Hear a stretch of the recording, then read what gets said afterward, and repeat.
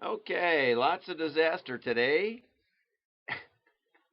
I'm using my phone more, trying to, and I've got a timer clock on it, and I tried to do it in split windows, and it was stuck at 9:47. So I thought I had plenty of time. I kept looking at it, not thinking that it was stuck, but it was stuck.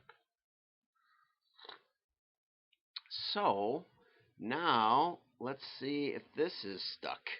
Oh no, there it goes. Okay, and it's got me in my. Of course, I talk to myself. Sometimes I need expert advice, which sounds kind of arrogant, I suppose. But here I am. Let's see if it's working. Yeah, it's working. I need to have faith that it's working because it usually is working. Okay, which brings us to the real stories. Let's get over here. Wait, I gotta set this one thing going. Let's set it this way. Oh, I botched this up too. I needed to add a new one, and instead I added a different one, and I don't think I can bring my other one over the top of it. Let's see if that works. No, it doesn't. Okay, so let's go with the important stuff. We will. Okay, so thank you for coming in spite of me. 5, 4, 3, 2, 1. I'm John Miglosh for the Wisconsin DMA and the International Society for Strategic Marketing. Okay, we got a lot to cover. It's going to be interesting today, I think.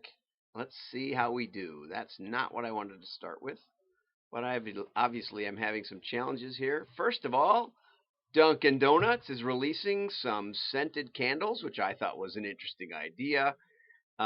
They've got Homesick that's making the candles, and 3 limited editions, and the candles are supposed to trigger a memory and make you sick of home. No, that's not it. Evoke nostalgia. Now, what are the names? Oh, a new pair of running shoes. No, no, no, no. Coffee. I'm trying to remember. I should have highlighted it, but I read the article and now I can't find the original blend and whatever they're doing. Have a nice time. 75% of U.S. shoppers are ready for. You see why I highlight these things. 79% of U.S. shoppers are ready for Black Friday shopping. And what I thought was interesting about this was they're ready to hit the shops. So for all of the hype about digital, a lot of people still like going out there and fighting the crowds. Now, I have never done that ever. I was more likely to go on Black Night before Christmas. Is there a term for that? Wasn't a particular day of the week because Christmas moves around, but I would, you can't find as much stuff, so it makes the decision making easier.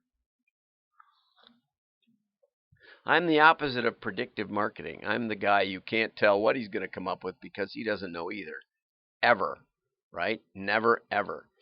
So, okay. So, but anyway, 79% of the world is still going out shopping, and that's in America, and it's supposed to be a big season. I actually bought my turtlenecks on Land's End this week. It was 50% off. Plus, I had some Land's End gift cards because I returned some stuff, which is how they handle returns, which is a pretty good idea. Really, they don't just give you your money; they give you Land's End money. I think Kohl's does the same thing. Okay, now let's go over to a couple more things. Okay, Comcast hikes fees, and I thought this was interesting because the broadcast TV fee is $14.95 a month. People are paying $150 a year plus for what they could get with an antenna. I have an antenna, and it works really well, and it's digital. It's all really nice.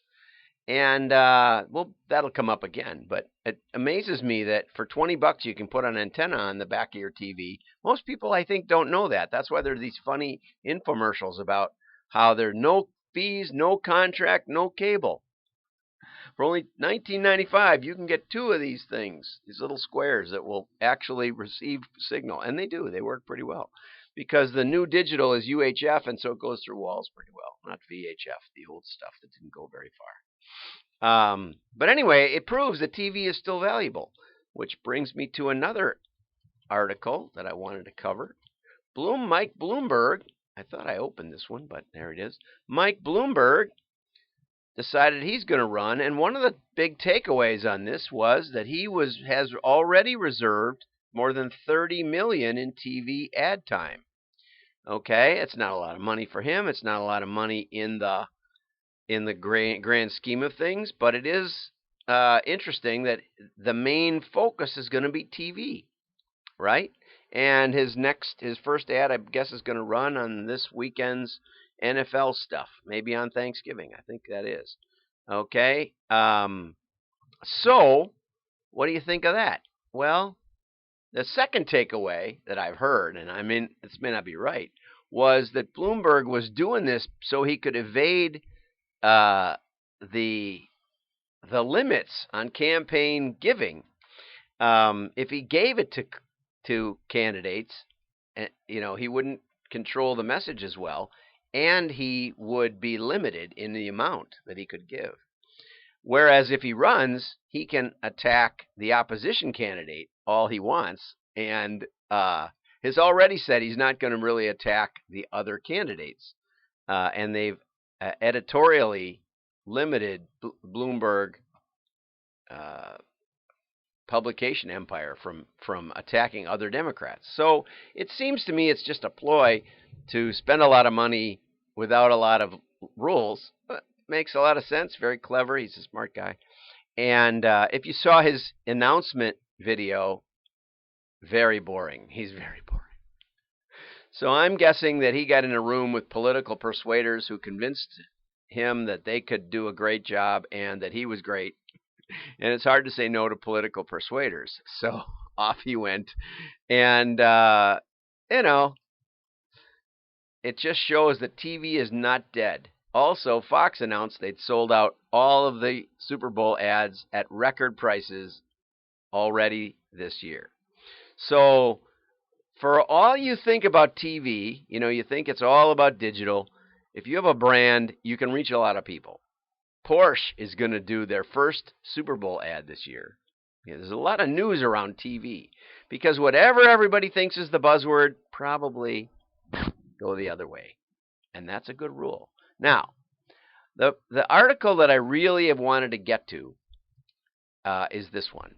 And this is by a guy named Dave Fish. And I tried to connect with him on LinkedIn because, this was an interesting article. I thought it was. And for some reason, I'm leaking out the side here, but I'm not going to worry about it too much. Okay, so Dave, I did connect with a Dave Fish, but it was the wrong one. So we're not really going to mention him, and he's an actual direct marketing guy, so yay for that. But the other Dave Fish, we're gonna try to connect with because he wrote this piece on customer segmentation in Customer Think, which gets the name wrong every time I compress it. So he starts out talking about his Airbnb, where somebody rated him only a 4 instead of a 5, and he was really upset. And they said, no live TV. Now, isn't that interesting? I thought that was interesting. No regular live network TV. They only use streaming in their Airbnb. Hey, Dave, buy one of those 1995 antennas, and you can fix this problem. The couch was uncomfortable and a lack of grab bars in the shower and pricing. And he got upset and said, what is this about? Well, this isn't our usual customer. Our customers tend to be 30-somethings, mountain bike people out for a good jog. These were older women from a neighboring town in Arkansas. Okay, and they don't like Hulu. I don't either. I don't even know. I got Amazon and I got Netflix.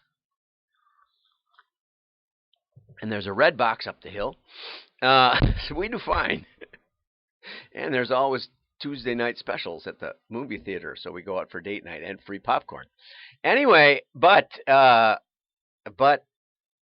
then he goes on to talk about how you might want to go, if you serve meat lovers pizza to a vegan, or you serve an Impossible Burger grilled on the meat grill at Burger King, you're going to get low marks. So the vegan's going to sue you, is what's going to happen, because they are righteous.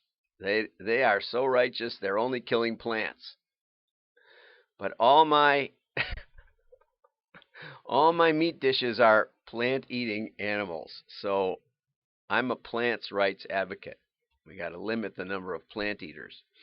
So here he says we got to not hide behind averages, and he talks about Elon Musk and Tesla getting low ratings in the dealership. Yeah, and they closed most of those dealerships now. So let's talk about market segmentation, okay? And he's talking about attributing the desires of the consumers for more precise satisfaction of their varying wants. That's one idea, okay? The first step is understanding your customers.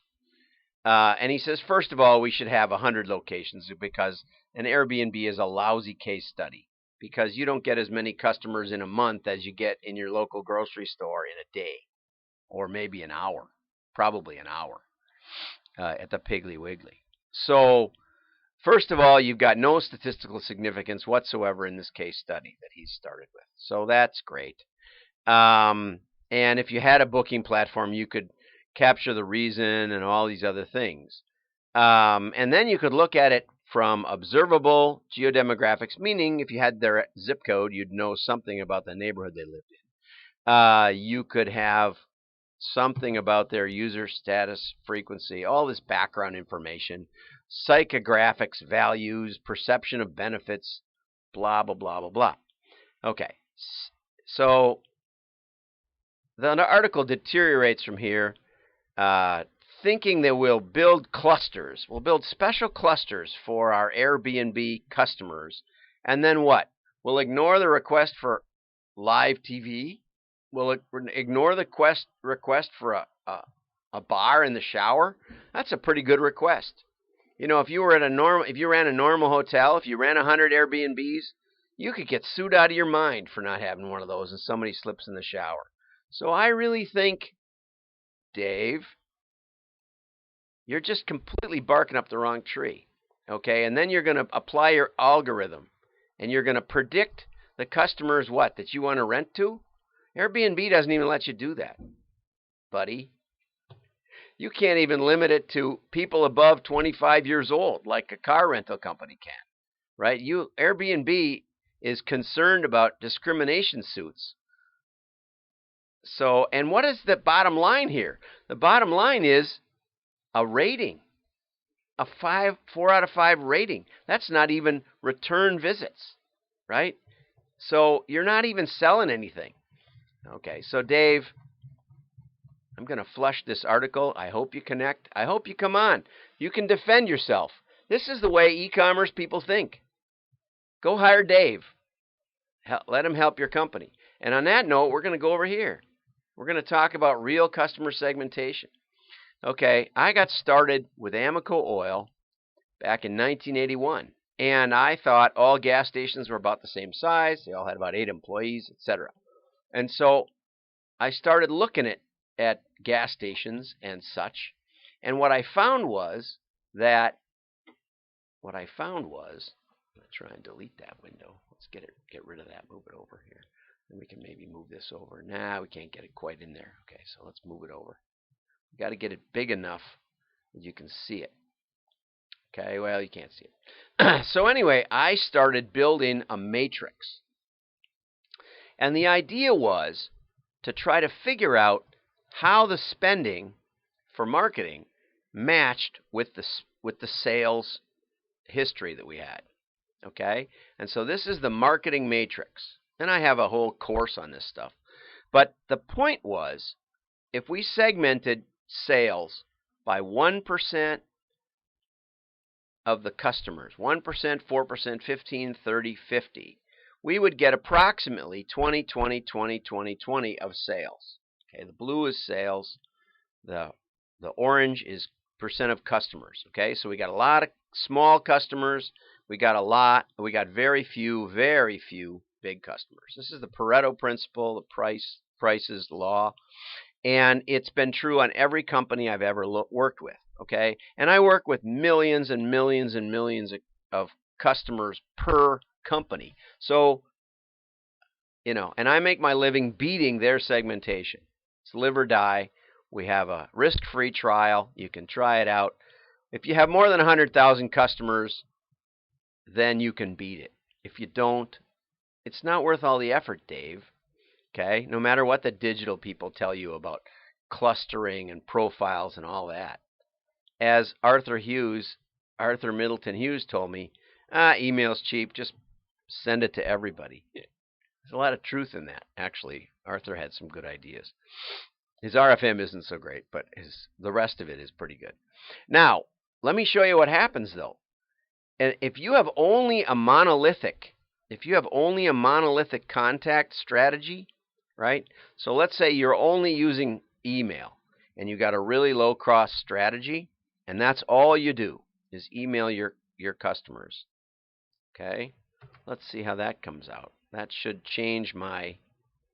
Okay, then what happens is you're spending 50% of your marketing budget on people who deliver 20% of your sales. Did you see that?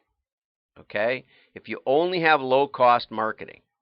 And what is the bottom line here? You're spending 1% of your marketing dollars out here on people who deliver 20% of your sales. And probably even a higher percentage of your margin, because it kind of works that way. Okay? Now, if you're doing that, it's okay with me. I don't care how you run your company. But you know what you're doing? You're leaving these customers vulnerable to anybody who picks up the phone and calls them, anybody who mails them a catalog, something nice, something better than a lousy email or a banner ad or something like that. If you're just doing El Cheapo marketing to your best segments, all of these segments are underserved. Okay? Here you're spending 15% of your marketing dollars for 20% of your sales. Yeah, it's a bargain, right? And here you're wasting all your money. Did you see that? So what's the answer? The answer in customer segmentation is looking at who has the highest potential to buy and then spending something on the people that have the most potential. So we'll just make this 10. We'll just say, okay, $10. That's like a phone call. Is it worth calling your best customers, your top 1% of your customers? Sure. $10. Pick up the phone, thank them. They may not answer the phone. There's other things you could do. You could send them a gift for $10. You could send them a gift card, $10 gift card. You could do a lot, and there'd be a lot of shrinkage. It'd be like 65% shrinkage. So you could send them a $30 gift card, and it would be the same amount of money, right? Okay, so even that isn't enough. See, even that says we're only spending 5% of our marketing dollars on people who generate 20% of our sales. So really, it should be more like $100 in this one. Let's see what that does. And 10, and of course, I'm playing with the contact frequency and how often you do it. But it's really hard to bump this number, right? It's really hard. It's really hard to spend enough on your best customers. And that's the real truth about customer segmentation. Dave, I hope you come on the show. I hope you defend this. Nobody watches my show anyway. Like and share. Your friends will think you're smart. This is how you segment your customers. There's no other rational way. All that demographic fluff, yeah, that's nice. That's the frosting. This is the cake. This is the meat. Have a great day. Like and share. Bye-bye.